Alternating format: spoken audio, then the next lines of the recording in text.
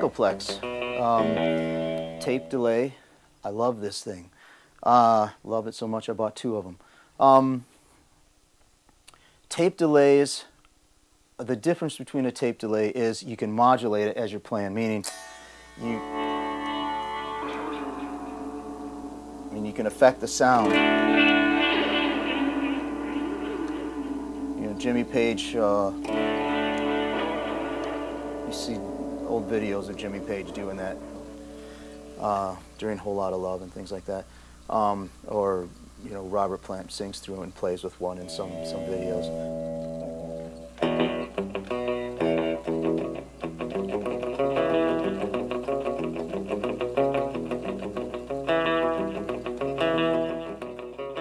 The tape delay in comparison with the digital delay is digital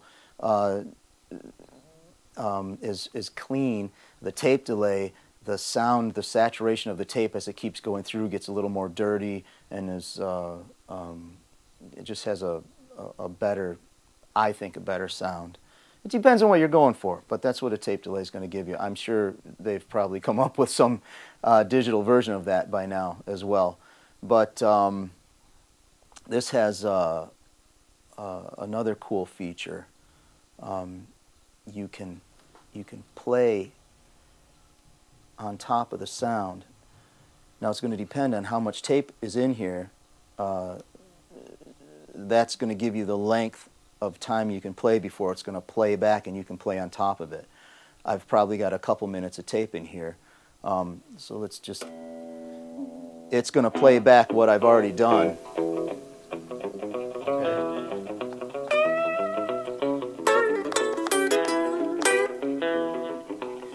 Play along with it, right? So what happens is that'll come around and then you'll hear both of those things.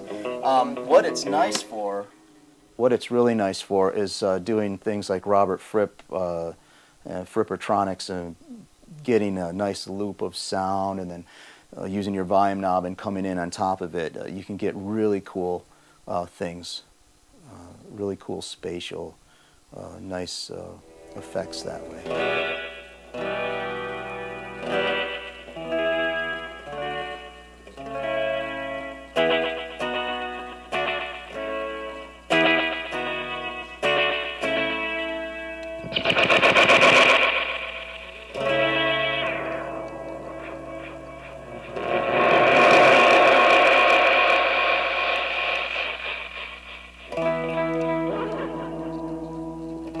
As it comes around, what happens is every time the tape comes through, it re-records itself, right? So it's re-recording what it's playing back.